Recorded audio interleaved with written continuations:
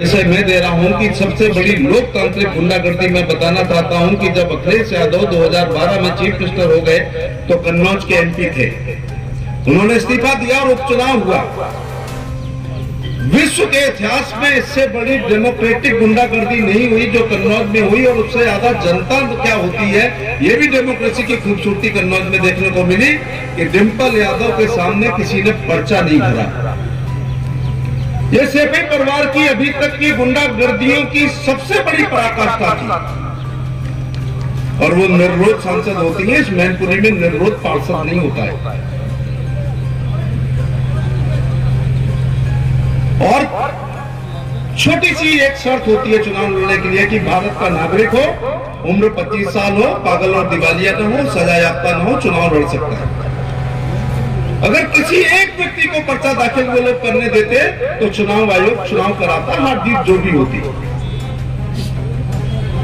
ये डेमोक्रेसी की सबसे बड़ी गुंडागर्दी मैंने सेपी की बताई है। और कन्नौज की या हिंदुस्तान की डेमोक्रेसी की खूबसूरती ये है कि जो डिंपल यादव 2012 में निर्विरोध एमपी होती है, वो 14 में किले में दरार होती है और 19 में सुब्रत पाठक उनको हरा देते हैं। ये लोकतंत्र की खूबसूरती की भी पराकाष्ठा।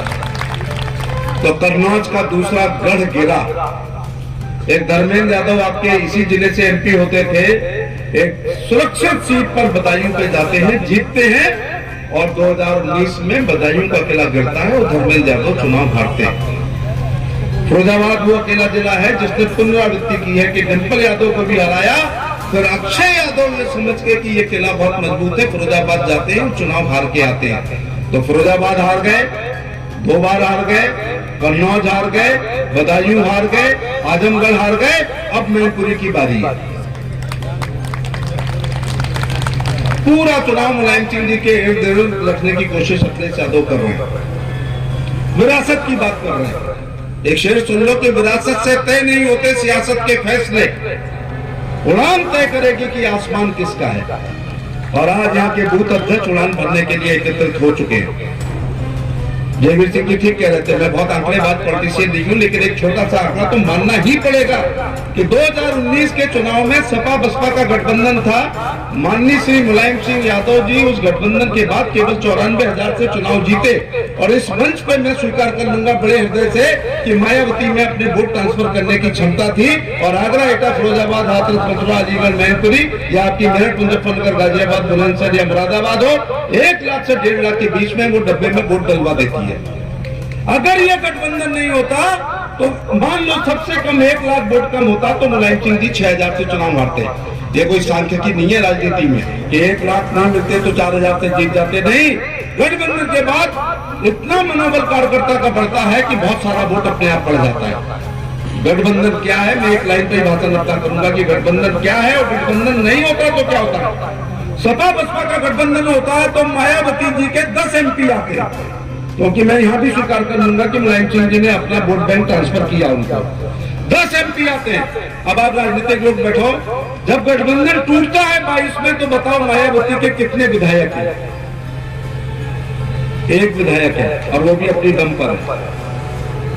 चलो 1 विधायक मैं बीएसपी का मान लेता हूं, जबकि 10 एमपी माने 50 विधायक आने चाहिए थे। गठबंधन था तो 10 एमपी, और गठबंधन नहीं है तो 1 विधायक।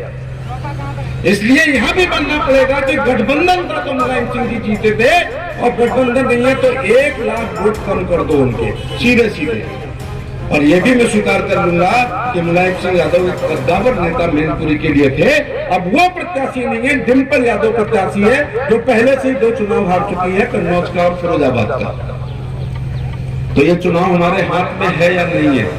ये चुनाव हमारे हाथ में है।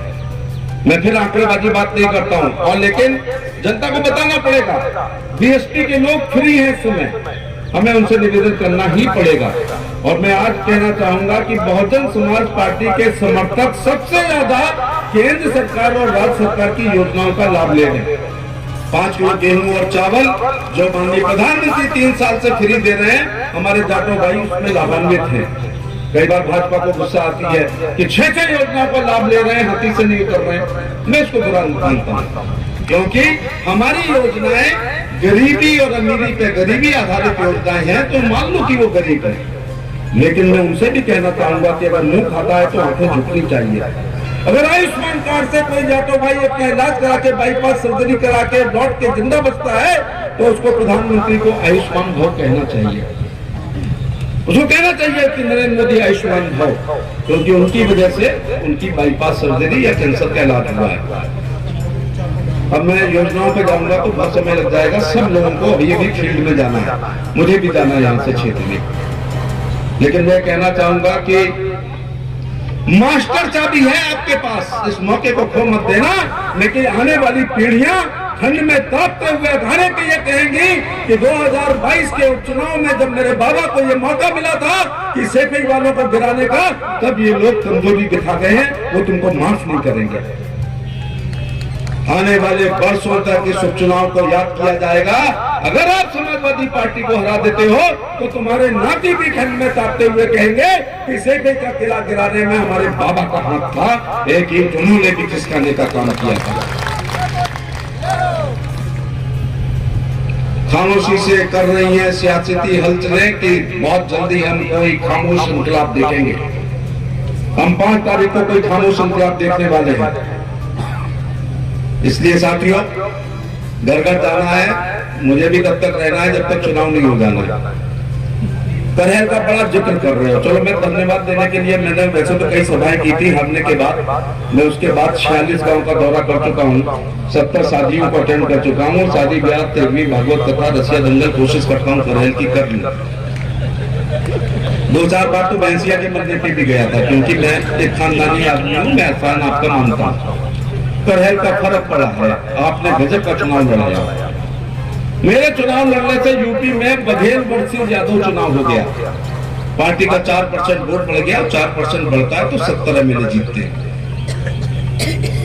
मुझे जीतने के लिए नहीं भेजा गया था, ये पार्टी की स्ट्रेटजी थी, मुझे घेरने के लिए भेजा गया था। बोलो आपकी दम से सफल हुए हम लोग। डिम्पल जो अखिलेश यादव पर्चा दाखिल करते हुए ये कह के गए थे कि मैं एक भी दिन नहीं आऊंगा, तो मैंने उसी दिन 15 मिनट बाद कहा था कि अगर हफ्ते भर में ना बुला लिया तो मेरा नाम एसपी सिंह बघेल नहीं है। 5वें दिन आ गए। जिसने कहा था कि मेरे परिवार का एक भी वोट नहीं मांगेगा, मैंने कहा अगर डिम्पल यादव से भैंस के पैर नहीं छुपवा दिए पल्लू लगा करके तो भी मेरा नाम बदल देना, तो पैर छूने पड़े। डिम्पल यादव, अक्षय यादव, रामगोपाल यादव, तेज प्रताप यादव और अक्षय यादव याद नहीं रहते सारे। जो अभय राम यादव कभी वोट मांगने अपनी जिंदगी में नहीं निकले थे, धर्मेंद्र के पिताजी, वो भी कह रहे थे कि मैं पहली बार वोट मांगने आया हूँ, मेरी बोनी मत खराब करा देना करल के लोगों। तो बोले घेरने में सफल आपने कर दिया था या आपने घेरा था, बूथ अध्यक्षों ने घेरा था। अगर ये 7 लोग एक दिन में केवल 4 सभाएं करते तो 17 दिन में एक आदमी 68 करता, 17 दिन में 380 सभा करते तो 165 सीटों पर 3 बार जाकर के ये 5000 से हारने वाली सीटों को जिता लेते। बेवकूफ काफी हद तक है, मुझ पे गोली काय को चलाती बेमतलब। और जिस दिन हम पे गोली चली है, हमारी बिरादरी के लोगों ने गाजियाबाद से गाजीपुर तक समाजवादी पार्टी के प्रत्याशी को अपने गांव में घुसने नहीं दिया कि करहेल में गोली चलाते हो और यहाँ वोट मांगते हो, ये नहीं चलेगा। लास्ट में नेताजी आए ब्रह्मास्त्र लेकर, घटोत्कच मारा गया लेकिन अर्जुन बच गया। प्रभाव तो पड़ा है। जयवीर सिंह जी, मेरा कहने का मन आ रहा है कि मैंने आपसे नॉमिनेशन वाले दिन कहा था कि मेरे साथ जो होगा वो तो भगवान को मान लेते, लेकिन तुम दोनों की नहीं आज पार हो गई है मैनपुरी की और भोगांव की। गाजीपुर तक फर्क पड़ा। नेताजी के आने पर प्रधानमंत्री जी ने गाजीपुर में कहा कि यहाँ सपा कहाँ जीत रही है जब करहेल ही अखिलेश हार रहा है, अगर हार नहीं रहा है तो अपने बीमार और बूढ़े पिताजी को क्यों लेकर के आया।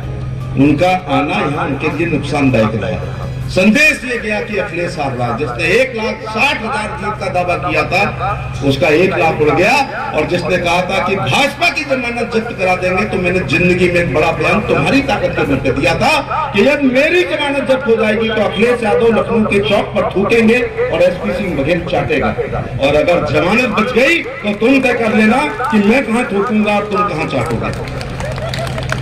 अब बोलो, जमानत तो बची क्या, जीतते जीतते आप बचे। ऐसा ही माहौल पैदा करना है दोबारा करेंट पे। मैं आज सुबह से 7 गांव करके आया हूं, जरा करेंट क्यों नहीं आ रहा है? अरे ये एक चुनाव नहीं है, एक के मारे 2 मरे और तीसरा हवा खाए मर जाए। अगर मैनपुरी आप हरा दोगे समाजवादी पार्टी को तो 3 शब्द कह के जा रहा हूं, समाजवादी पार्टी में भय भगदड़ और भ्रम आ जाएगा। और जो कम उम्र के बच्चे तेज प्रताप और धर्मेंद्र हैं, वो अपने राष्ट्रीय अध्यक्ष से कहेंगे भैया 2-2, 3-3 साल हार गए हैं, अभी हम अगर आप नहीं जिता पा रहे हो गढ़ में तो हम तो फिर भाजपा में जा रहे हैं।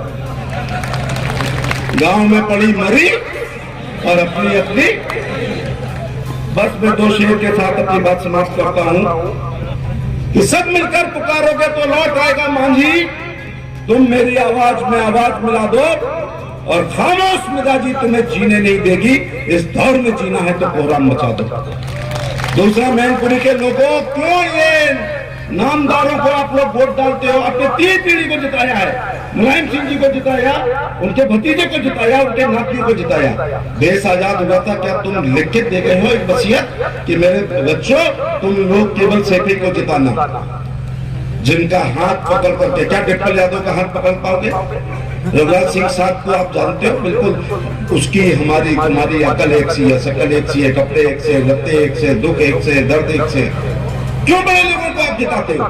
जिसका हाथ पकड़ के विधवा विकलांग वृद्धावस्था पेंशन के फॉर्म पर अगर मुहर न लगवा सको और शादी ब्याह 13वीं भागवत कथा रसिया दंगल कब्बाली में धरती पे बैठा के 5 ना खिला सको और अपने मोबाइल से फोन मिला के अपने MP के कान पर रखकर अगर दरोगा की पेशाब ना निकाल सको तो ऐसे लाड साहब की औलादों को क्यों वोट डालते हो?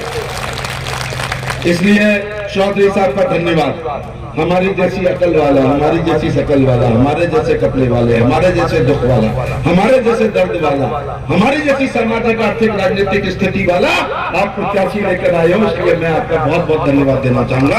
और अंत में शेर के साथ अपनी बात समाप्त करता हूँ। ये मैनपुरी में केवल पढ़ता हूँ कि हो गई है पीर पर्वत से पिघलनी चाहिए, इस हिमालय से कोई गंगा निकलनी चाहिए। और आज ये दीवार पर्दों की तरह हिलने लगी, शर्त लेकिन थी कि यह बुनियाद हिलनी चाहिए।